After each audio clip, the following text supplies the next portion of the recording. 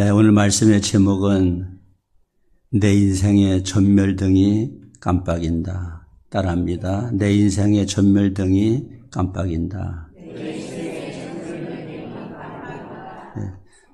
존 버년이 쓴 철로 역정을 보면은 거기에 크리스찬이 장망성을 떠나가지고 천성을 향해서 가는데 악마가 나타났습니다.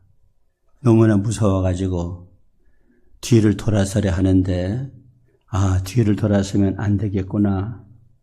내가 가진 무기는 앞을 향해서 싸울 때 필요한 것인데 돌아서게 되면은 무기가 아무 소용이 없구나. 내가 무방비 상태가 되는구나 하는 것을 깨닫게 되었다고 합니다. 그렇습니다. 하나님께서 주신 무기는 성령의 검, 믿음의 방패, 이런 무기는 마귀와 내가 정면으로 승부를 하면서 싸우려고 할 때 그 무기가 필요한 것이지, 돌아서 버리면 그 무기가 무용지물이 되고 나는 무방비 상태가 된다는 것을 알 수 있습니다. 여러분, 신앙은 앞을 향해서 전진하는 것입니다. 과거 타령을 한다거나 허황된 미래의 꿈을 가지고 사는 것이 믿음의 삶이 아니라 현실을 직시하면서 현실을 살아가는 삶이 믿음의 삶인 것을 우리는 믿습니다. 교원대학교 총장을 지냈던 권재술 총장이 말하기를, 과거는 지나갔고 미래는 오지 않았고 오직 현재만이 선물이라는 말이 있다. 또 과거는 기억 속에 있고 미래는 꿈속에 있지만 오직 현재만이 정말로 존재한다는 말도 있다. 모두 현재가 중요하고 현재만이 정말로 존재하는 시간이라는 의미로 해석된다. 신기하게 영어의 프레젠트라는 말은 현재라는 의미도 있지만 선물이라는 의미도 있다. 아무튼 현재가 선물인 것만은 틀림없는 것 같다고 말했습니다. 박노해 시인은 그의 시집 겨울이 꽃핀다에서 이런 글을 쓰고 있습니다. 과거를 팔아 오늘을 살지 말 것, 현실이 미래를 잡아먹지 말 것, 미래를 말하며 과거를 묻어버리거나 미래를 내세워 오늘 할 일을 흐리지 말 것이라고 했습니다. 오늘 첫째로 먼저 말씀드릴 것은 지금을 핑계로 사는 사람들이 있다는 겁니다. 우리 예수 믿는 사람 중에 지금은 안 돼요, 지금은 곤란해요, 그런 사람들이 많다는 거예요. 지금은 아이가 어려서 안 되고 사업이 안정이 안 돼서 안 되고 시부모님이 살아계셔서 안 되고 남편이 반대해서 안 되고 아내가 협조하지 않아서 안 되고 건강이 안 좋아서 안 되고 기반을 잡지 못해서 안 되고 신혼돼서 안 되고 뭔가 지금은 안 된다는 거야. 앞으로 계속해서 안 하겠다는 것이 아니고 앞으로는 하지만은 지금은 안 된다는 거야. 그래서 여러 가지 변명과 핑계를 대면서 안 된다는 얘기를 많이 하고 있다는 것이지요. 모든 변명의 어머니라고 하는 웹사이트가 발견이 됐는데 거기 보면은 회사 다니는 사람이 회사에 가서 핑계 댈 수 있는 핑계거리가 400가지. 학교 다니는 아이들이 학교에 가서 이런저런 핑계로다가 핑계 댈 수 있는 그런 변명거리가 500가지. 또한 약속을 못 지켰을 때에 할 수 있는 핑계도 몇백 가지. 교통승격을 만났을 때에 핑계 댈 수 있는 핑계거리도 몇백 가지가 된다는 것이에요. 오늘 여기 성경에도 보면은 예수님께서 어떤 사람을 보고 나를 따르라고 말씀해요. 그 사람이 핑계를 대는 거예요. 아버지부터 장사를 지내고 와서 따르게 해달라.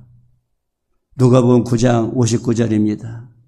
또 다른 사람에게 나를 따르라 하시니 그가 이르되 나로 먼저 가서 내 아버지를 장사하게 허락하옵소서. 아멘. 또 한 사람 보고 따르라니까 그 사람은 가족과 작별부터 하고 따르게 해달라. 누가복음 9장 61절입니다. 또 다른 사람이 이르되 주여 내가 주를 따르겠나이다마는 나로 먼저 내 가족을 작별하게 허락하소서 그랬어요. 그러니까 이 사람들이 주님을 안 따르겠다는 건 아니에요. 이 말씀을 다시 한번 보면은 먼저 그걸 하겠다는 거예요. 주님을 아예 안 따르겠다는 것이 아니고 먼저 그거를 하겠다는 거예요. 자, 다시 한번 우리 누가복음 9장 59절을 보면은 또 다른 사람에게 날 따르라 하시니 그가 이르되 나로 먼저 그러거든요. 먼저 할 일이 있다는 거예요. 그 다음에 누가복음 또 9장 61절에 가보면은 또 다른 사람이 이르되 주여 내가 주를 따르겠나이다마는 나로 먼저 그럽니다. 안 하겠다는 건 아니에요. 나로 먼저 그거를 하게 해달라는 거예요. 예수 믿는 사람들의 핑계가 뭐냐 하면은 앞으로 안 하겠다는 게 아니에요. 앞으로 하지만은 지금은 안 되는 거. 지금은 딴 거 할 일이 먼저 있다는 것이에요. 여러분, 오늘 우리가 이 핑계를 대려면은 한이 없어요. 그럼 우리가 이런 생각할 수 있지요. 아, 예수님은 참 속이 좁으신 분 같다. 어떤 사람이 아버지를 장사 지내고 와서 아버지를 따른다고 한다면은 요즘에 장례가 3일 아니면 5일이니까 3일만 참아주시면 되고 5일만 참아주시면 되는데 그거를 못 참으셔가지고 그래 지금 당장 따르라고 하시나? 그러나 사실은요, 이 사람의 아버지는 아직까지 돌아가시지 않았을 수도 있어요. 자기가 생각하는 거지요. 아버지의 건강이 안 좋고 지금 아버지의 건강 상태를 보니까 얼마 못 사실 것 같아. 자기가 생각할 때에 금방 돌아가실 것 같아. 조금만 기다리면 돌아가실 것 같아. 그러니까 아버지 장사 지내고 따르겠다고 한 거야. 그래서 이런 건강이라고 하는 거는요, 막 팔팔한 사람이 금방 죽을 수도 있고 골골대는 사람이 오래 살 수도 있어요. 저도 우리 아버지 어머니 이렇게 보면은 아버지는 건강에 병치레 하나 하시지 않은 분이에요. 수술 한 번 하지 않은 분이에요. 그런데 어머니는 뭐 수술을 몇 번씩 하시고 건강이 늘 그냥 연약해요. 그런데 아버지는 70을 못 사시고 60 몇 살에 하나님 나라 가시고 어머니는 90세가 넘도록 사셨어요. 우리가 짐작하는 건강이 우리의 짐작대로 되는 건 아니죠. 그러니까 이 아들이 아버지 건강 상태 이런 걸 보니까 조금 기다리면 아버지 돌아가시겠다. 그러면 내가 쫓겠다. 그 아버지가 10년을 더 사실 수도 있고 20년을 더 사실 수도 있는 거야. 또 가족을 작별하게 해달라. 어떻게 작별이 되겠어요? 결혼해서 분가를 하든지 아니면은 부모님이 돌아가시든지 아니면 집을 하나 더 사가지고 난 따로 떨어져 살든지 이래야지만 작별하는 건데 자기 생각에는 곧 뭔가 분가가 될 것 같아. 작별이 될 것 같아. 그렇지만은 그 세월이 언제 이루어질지 모르는 거죠. 내가 생각할 적에는 조금만 더 있으면은 주님을 홀가분하게 따르겠다 하지만은 그러나 그때가 되면 또 다른 핑계거리가 생기고 자기가 끝나겠지 하는 그것이 더 연장될 수도 있다는 것이지요. 지금을 핑계로 사는 사람들은 거기에 쏟고 사는 것이에요. 두 번째는 지금 나를 부르십니다. 오늘 주님께서 지금 여러분을 부르고 계신 것이에요. 저 갈릴리 바다에서 고기 잡던 어부들에게 예수님이 나타나셔가지고 나를 따르라. 지금까지는 너희가 고기를 잡았지만 이제는 나를 따르라. 이제는 사람을 낚는 어부가 되게 하겠다. 그 제자들은, 그 어부들은 지금 당장 예수님을 따르면서 성공하는 사람들이 되느냐, 아니면은 내일로 미루고 다음으로 미루다가 실패하는 사람들이 되느냐 하는 기로에 놓여 있는데 그 어부들이 그물을 버려두고 즉시로 예수님을 따르는 거예요. 마태복음 4장 18절부터 20절 같이 봅니다. 시작. 갈릴리 해변에 다니시다가 두 형제고 베드로라 하는 시몬과 그의 형제 안드레가 바다에 그물 던지는 것을 보시니 그들은 어부라. 말씀하시되 나를 따라오라. 내가 너희를 사람을 낳은 어부가 되게 하리라 하시니 그들이 곧 그물을 버려두고 예수를 따르니라. 곧 그물을 버려두고 예수를 따랐다. 또 배와 아버지를 두고 또 예수님을 따랐다 그랬어요.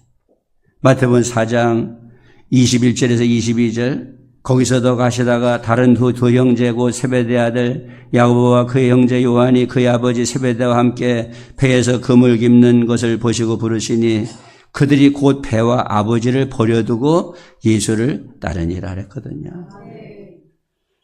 그러니까 그물을 버려두고 또 배와 아버지를 버려두고 예수님을 따랐다. 지금이 따르는 시간이라는 것을 그들이 안 것이에요. 여러분, 주님을 따르는 시간은 지금인 것을 믿으시기를 바랍니다.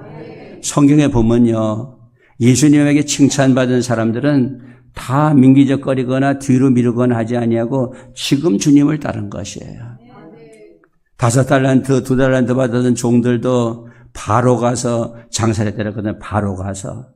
마태복음 25장 16절 17절에 보면은 5달란트 받은 자는 바로 가서 그것으로 장사하여 또 5달란트를 남기고 2달란트 받은 자도 그같이 하였다는 것은 바로 갔다는 것이거든요. 또 2달란트를 남겼다. 또 예수님이 이 땅에 태어났을 때에 헤롯 왕이 유대인의 왕이 났다고 하니까 그거를 정치적인 왕으로 오해를 해가지고 예수님을 죽이기 위해서 2살 이하의 모든 아이들을 다 죽이라 그랬잖아요. 그때에 하나님께서 예수님의 아버지 요셉에게 나타나가지고 빨리 지금 아기를 데리고 저 애굽으로 피난 가라 그랬어요. 그러니까 요셉이 그 밤에 일어나서 피난을 갔다 그랬어요. 마태복음 2장 13절 14절 같이 읽습니다. 시작. 그들이 떠난 후에 주의 사자가 요셉에게 현명하여 이르되 헤롯이 아기를 찾아 죽이려 하니 일어나 아기와 그의 어머니를 데리고 애굽으로 피하여 내가 내게 이르기까지 거기 있으라 하시니 요셉이 일어나서 밤에 아기와 그의 어머니를 데리고 애굽으로 떠나가. 아멘. 그날 밤 자고 아침에 갈 수도 있는데 그 밤에 일어나서 떠나갔다는 거야. 여러분, 하나님의 지시는 즉시로 순종을 해야 된다. 우리 해리 크라우스라고 하는 사람이 은혜 호흡이라고 하는 책에서 이런 말하고 있어요. 실제 삶에서 은혜의 효과가 지속되는 시간은 아주 짧다. 그러므로 은혜가 영혼의 감염에 맞서서 지속적인 효과를 내도록 하기 위해서는 그것을 자주 복용할 필요가 있다 그랬어요. 하나님의 은혜는 효과가 짧은 것입니다. 그렇기 때문에 데살로니가전서 5장 19절에 가보면은 성령을 소멸하지 말멸했거든요. 하나님의 성령이 우리에게 임할 때에 아무리 있어도 그 성령이 소멸이 안 되고 열흘도 가고 한 달도 간다면은 한 달 후에도 할 수 있는 것이에요. 그런데 하나님의 은혜는 소멸이 빨리 된다는 것이요. 유지 기간이 짧다는 거지요. 그러니까 성령이 소멸되기 전에 우리가 하나님 앞에 순종을 해야 된다는 것입니다. 우리 전도를 많이 했던 D.L. 무디가 있습니다. D.L. 무디가 있는데 그 무디가 저 시카고에서 부흥회를 하게 됐어요. 근데 그 부흥회에 그 주제가 뭐냐면은 예수님이 우리를 초청하시는데 여러분은 어떻게 할 겁니까? 예수님의 초청에 대해서 우리가 어떻게 반응할 것입니까? 이 내용이 설교예요. 그러고 난 다음에 무디가 그 설교가 끝난 다음에 여러분 예수님이 초청하시는데 어떻게 하실 겁니까? 여러분 결단하십시오. 이러면 좋아하실 텐데 무디가 이제 오늘 설교를 들으셨으니까 집으로 돌아가시고 다음 주에 와가지고 결심을 하겠습니다. 잘 생각해 보시고 예수님의 초청에 대해서 어떻게 우리가 반응을 해야 될지에 대해서 여러분들이 준비해 오시기 바랍니다. 그리고 집으로 돌려보냈어요. 그 다음 주에 결단의 시간을 가지려고. 근데 그 주간에 시카고에 화재가 났습니다. 화재가 나가지고 많은 사람들이 불에 타서 희생됐어요.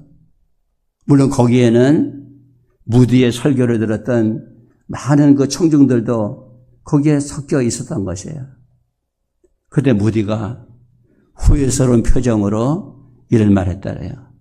나는 이번 일로 한 가지 깨달은 것이 있습니다. 그것은 주님을 향해 결단하는 일은 일주일 후가 있을 수 없다는 것입니다. 우리가 일주일 후를 알 수 없듯이 일주일 후의 결단도 알 수 없기 때문입니다. 주님 앞에서 결단은 지금뿐입니다. 그랬어요. 여러분, 지금이 결단의 시간인 것을 기억하시기를 바랍니다. 세 번째는 지금 전멸등이 깜빡이지는 않습니까? 전멸등이라고 하는 것은 일정한 속도로 불이 켜졌다 꺼졌다를 반복하는 등을 말해요. 전멸등이 깜빡인다는 것은 우리에게 결단을 요구하고 있는 것입니다. 우리가 건널목을 건너갈 때에 푸른 신호등이 켜져 있으면은 우리가 건너가지요. 근데 푸른 신호등이 처음에 고정적으로 딱 켜져 있다가 어느 순간에 가서 전멸등으로 바뀌어 버립니다. 불이 켜졌다 꺼졌다 켜졌다 꺼졌다 하면서 얼마 남았다는 시간이 나타납니다. 결단을 재촉하는 거야. 건너려면 빨리 건너고 안 건너려면은 덤벼들지 말고 사고 나니까. 그 전멸등이라고 하는 것은 우리에게 결단을 요구하는 등이거든요. 인생을 살다 보면은 전멸등이 껌뻑일 때가 있어요. 저 베드로라고 하는 어부가 갈릴리 바다에 나와가지고 고기를 잡습니다. 밤새 고기를 잡아도 한 마리도 잡지를 못했어요. 집에는 처자식이 기다리고 있지요. 이거를 가져가야 양식을 사게 되고 생활을 하게 되니까 그에게는 낙심의 전멸등이 껌뻑거리고 있습니다. 예수님이 오셨어요. 깊은 데로 그물을 던져라. 낙심의 전멸등이 껌뻑이고 있는데 자기는 베테랑 어부고 예수님은 고기 잡는 데 대해서는 아무것도 모르는 그런 문외한인데 과연 내가 저 예수님의 저분의 말씀에 내가 귀를 기울이고 순종을 해야 될 것인가? 전멸등은 껌뻑거립니다. 베드로는 결단했어요. 저분의 말을 들어야 되겠다. 그래서 저분이 말씀하는 대로 깊은 데 그물을 던졌을 때에 그물이 찢어지도록 많은 고기가 잡혔다는 거죠. 낙심의 전멸등이 껌뻑일 때에 성경이 말씀합니다. 이렇게 해봐라. 내가 그 말씀에 순종하는 결단을 내릴 것인가? 내가 계속 고집을 부리고 내 마음대로 갈 것인가? 기로에 놓여 있을 때가 있는 것이지요. 12년 동안 혈루병을 앓으면서 여러 병원 찾아다니고 여러 약을 쓰고 민간요법했던 한 여인이 있었는데 고치지 못했습니다. 그의 건강은 점점 더 나빠지고 재산도 다 없어졌습니다. 건강의 전멸등이 껌뻑거리고 있는 것이에요. 결단의 시간이 왔어요. 그 여인은 결단했어요. 예수님 만나야 되겠다. 예수님 찾아가가지고 그 예수님 옷자락에 내가 손만 대면은 나의 혈루병이 깨끗하게 될 것을 믿는다. 결단하고 예수님 찾아가서 손을 댔을 때에 12년 동안 흐르던 혈루병이 멈춰지고 깨끗하게 고침을 받은 것입니다. 저 이사야 선지자가 히스기야에게 말합니다. 너는 이제 더 이상 살지 못한다. 너는 이제 죽는다. 그의 죽음의 전멸등이 껌뻑이고 있어요. 히스기야는 생각했어요. 방법이 뭘까? 이제 더 이상 살지 못한다는데 방법이 뭘까? 정말 죽음의 전멸등이 껌뻑이고 있을 때에 그가 선택한 방법은 기도의 방법이었어요. 기도밖에 없구나. 하나님 앞에 기도하자. 그리고 결단해서 하나님 앞에 벽을 향해서 눈물로 기도할 때에 하나님이 히스기야의 눈물을 보시고 그에게 15년의 생명을 연장해 주신 줄로 믿습니다. 전멸등이 껌뻑이는 순간에는 결단하라는 신호가 온 것이에요. 결단하라. 그럴 때에 우리 하나님은 어떻게 하고 계실까요? 한번 두고 보자. 회심의 미소를 지으시면서 지가 항복 안 하고 배겨? 항복할 수밖에 없지. 그러면서 도도한 그런 자세로 회심의 미소를 지으면서 하나님 기다리시는 그런 하나님이 아니시다. 전멸등이 껌뻑을 때에 안타까우신 하나님께서 우리 앞에 찾아오셔서 우리를 기다리고 계시다는 것을 믿으시기 바랍니다. 저 소돔과 고모라가 타락했어요. 저 소돔과 고모라를 심판해야 되겠다. 하나님께서 작정하시고 소돔과 고모라의 불벼락을 내리시기로 작정하셨지요. 심판의 전멸등이 껌뻑껌뻑거립니다. 아브라함이 그 사실을 알고 아이고 저 소돔과 고모라의 내 조카 롯이 살고 있는데 내가 기도해야지. 하나님 의인을 악인과 함께 멸망시킬 수 없지 않습니까? 저 소돔과 고모라에 의인이 있다면은 어떻게 같이 멸망하게 놔둘 수가 있겠습니까? 하면서 아브라함이 하나님 앞에 기도하기 위해서 섰다고 말씀했어요. 창세기 18장 22절 보면은 그 사람들이 거기서 떠나 소돔으로 향하여 가고 아브라함은 여호와 앞에 그대로 섰더니 이랬어요. 근데 우리 한국말 성경에는 아브라함이 여호와 앞에 그대로 섰더니 이렇게 말합니다. 근데 어떤 영문 번역 성경을 보면 이렇게 나와요. 야훼 standing before Abraham.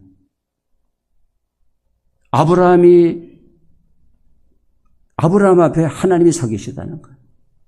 우리말 성경에는 아브라함이 여호와 앞에 섰다 그랬는데 이 영어 번역 성경에는 하나님이 아브라함 앞에 서 계시다는 거예요.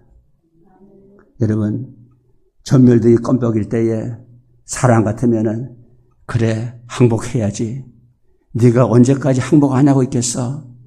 도도하게 바라다 보는 그런 모습이겠지만 하나님은 그런 분이 아니고 전멸등이 껌뻑일 때에 제발 나를 찾아와가지고 결단해라. 내가 너를 도와주겠다. 기다리시는 아버지시라는 거야. 이제 마지막입니다. 지금 결단이 필요할 때입니다. 여러분, 지금 결단이 필요할 때야. 근데 우리가 결단을 못하는 이유가 있어요. 그 결단 못하는 이유는 뭐냐면은 준역이 들기 때문에, 부담이 되기 때문에. 그냥 결단한다고 되는 게 아니잖아요. 결단하고 난 다음에는 내가 해야 될 책임이 나한테 돌아오고 있잖아요. 우리 집사람이 저하고 결혼식 날짜를 딱 받아놓고 나니까 잠이 안 오더래. 잠이 안 오더래. 얼마나 부담이 되는지. 살아갈 일이 걱정이 되니까. 근데 결단 잘하지 않았습니까? 그러니까 결단을 할 적에는 부담이 되는 거야. 왜? 부담을 주는 거야. 어떤 사람이 예수님 찾아와가지고 나를 따르라 그랬어요. 주님을 따르겠다고 얘기해요. 자기가 스스로 주님을 따르겠다고 말해요. 자, 누가복음 9장 57절입니다. 길 가실 때 어떤 사람이 여짜오되 어디로 가시든지 나는 따르리이다 그랬어요. 주님을 따르겠다는 거야. 그러면 이 사람은요, 방금 전에 아버지부터 장사하고 와서 따르겠다고 하는 사람하고 가족을 작별하고 와가지고 따르겠다는 사람에 비하면은 훨씬 양호한 사람이지요. 스스로 따르겠다고 하는 사람이니까. 근데 주님이 부담을 주십니다. 주눅이 들게 합니다. 어떻게? 나는 집 한 칸 없는 빈 털털인데 뭘 보고 나를 따르겠다고. 누가복음 9장 58절 시작. 예수께서 이르시되 여우도 굴이 있고 공중의 새도 집이 있으되 인자는 머리 둘 곳이 없도다 하시고 그랬어요. 그러니까 주님을 따르겠다고 하는 그 사람을 보고 아주 그냥 부담감을 주는 거예요. 주눅이 들게 만드는 거예요. 아니, 날 뭘 보고 따르겠다는 거예요. 나는 집 한 칸 없는 사람인데 여우도 굴이 있고 공중에 나는 새도 깃들일 곳이 있지만은 나는 아무것도 없는 사람인데. 그때 이 사람이 어떻게 해야 됐을까요? 주님 괜찮아요. 주님이 밖에서 주무시면 저도 밖에서 잠되고, 주님이 못 입으시면 저도 못 입으면 되고, 주님이 못 먹으시면 저도 못 먹으면 되는 것이고, 주님 따라가겠습니다. 이렇게 나와야 되는 거예요. 근데 이 사람이 그런 다짐이 없었던 것 같아.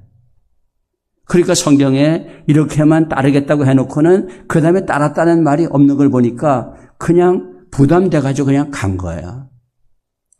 이런 거지요.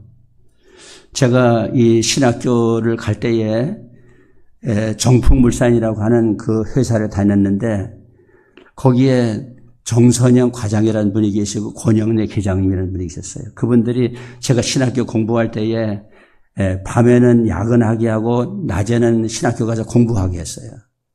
제가 이름을 밝히는 거는 참 고마워가지고 TV는 사랑을 싣고가 있다면은 제가 유명한 사람 된다면은 가서 찾아보고 싶은 분들이에요. 왜? 제가 신학교 공부할 때 도움을 많이 줬던 분이니까. 그런데 그 정선영 과장님이 자기 결혼한 얘기를 해요. 오늘 어떤 아가씨가 자기에게 결혼하고 싶다고 하더라는 거예요. 그래서 자기가 그랬대요. 나는 집 한 칸 없다. 돈 모아놓은 것도 없다. 나 같은 빈털터리하고 결혼해가지고 뭐 하려고 하느냐 이렇게 얘기하니까 그 아가씨가 그러더라는 거예요. 굶으면 같이 굶고 먹으면 같이 먹고 단칸 새방에도 얻어서 살면 되지 이렇게 말하더라는 거예요. 야, 이런 여자면 되겠구나. 그래서 숟가락 2개 가지고 결혼했다는 거예요. 그런데 그 정선영 과장님이 그 회사에서 차장이 되고 또 나가서 회사를 차려가지고 사장님이 되니까 그 부인은 차장님 사모님이 되고 사장님 사모님이 된 거예요. 이게 뭐냐면은 결단할 때에 준육이 들지만은 내가 주님을 따르겠다. 내가 주님을 따를 때에 모든 것을 다 주님이 책임져 줄 것을 믿습니다. 주님이 굶으시면 나도 굶고 주님이 가시는 곳에 나도 가고 주님이 머무시는 곳에 나도 머물겠습니다 하고 결단을 내려서 따르는 거거든요. 여러분 결단은 그런 것이에요.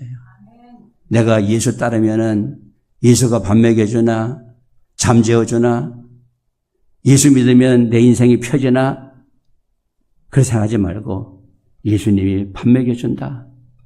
예수님이 출세하게 하신다. 예수가 건강하게 하신다. 예수님이 나의 삶의 전부다. 다 결단하고 예수님 따르면 그 예수님이 나의 모든 인생을 책임져 주시는 것이에요. 어느 시골교회가 교회를 건축하게 됐습니다. 그런데 건축을 하다 보니까 돈이 모자라가지고 건축이 중단이 되게 됐어요. 근데 그 교회에 남편을 일찍 여윈 한 여자 집사님이 리어카를 끌고 저 시장에 나가가지고 장사를 하는 거예요. 그래서 어느 정도 통장에 돈을 모았어요. 하나님이 그 집사님에게 네가 지금까지 모은 것을 건축헌금으로 바치라고 하시는 거예요. 하나님, 아이고 하나님, 이게 어떻게 된 돈인데 이 돈을 하나님 앞에 바칩니까? 안 됩니다. 하나님께서 바쳐라. 안 됩니다. 바쳐라. 안 됩니다. 하나님하고 수일 동안 실랭이를 하다가 이 집사님이 졌어요. 하나님 이길 장사가 없잖아요. 아이고, 그럼 하나님 바쳐야지 어떡 하겠습니까? 그리고 돈을 찾아가지고 보따리 싸가지고 목사님 찾아갔어. 목사님, 하나님 바치시랍니다. 제가 지금까지 리아카 끌고 시장에 가서 장사해가지고 번 돈이 전부입니다. 이거 다 바칩니다. 목사님, 아이고, 집사님 사정 우리가 다 아는데 안 바쳐도 돼요. 도로 가져가세요. 아닙니다. 그래서 돈을 놓고 나왔어. 그 다음날 리어카를 끌고 또 시장에 가서 장사하는데 갑자기 저 시장 저쪽에서 뭐 그냥 야단이 난 거야. 보니까 한 사람이 혼수 상태에 빠져가지고 죽어가고 있는 거예요. 하나님께서 그 집사님에게 네가 가서 기도해 줘라.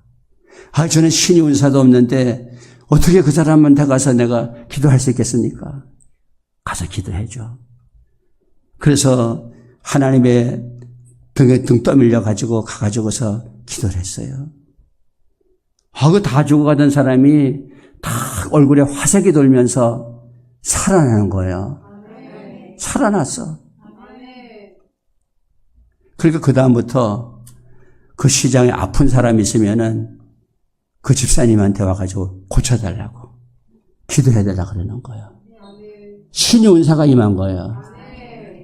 제가 신학교 다닐 때에 우리 기숙사에 스님으로 있다가 와서 신학 공부하는 그런 전도사님 한 분이 있었어요. 그분이 교통사고가 나가지고 이 장을 1m를 끊어내버렸어요. 도저히 살 수 없는 사형 선고받았던 사람인데 그 집사님의 기도를 받고 그 신의 은사임한 집사님의 기도를 받고 고침받아가지고 목사님이 됐어요. 그 집사님이 권사님이 되고 한국의 유명한 신의 은사를 행하는 분이 된 거예요. 여러분 잘 아시는 현신의 권사님이에요. 현신의 권사님이 그래서 탄생하게 된 거예요. 하나님 앞에 결단하니까 하나님이 그의 인생을 다 책임져 주신 것입니다. 이제 결론을 맺으려고 합니다. 여러분 무슨 핑계를 대고 계십니까? 당신의 시간은 지금입니다. 당신 인생의 전멸등이 깜빡이지는 않습니까? 지금 결단하셔야 합니다. 우리의 나이의 전멸등이 껌뻑일 수도 있고, 건강의 전멸등이 껌뻑일 수도 있고, 사업의 전멸등이 껌뻑일 수도 있고, 내 미래의 전멸등이 껌뻑일 수도 있습니다. 지금이 결단의 시간입니다. 여러분 예수님 앞에 결단하고 믿음으로 사실 때에 저와 여러분의 인생을 하나님께서 다 책임져 주시는 축복의 주인공이 될 줄로 믿습니다. 기도하겠습니다.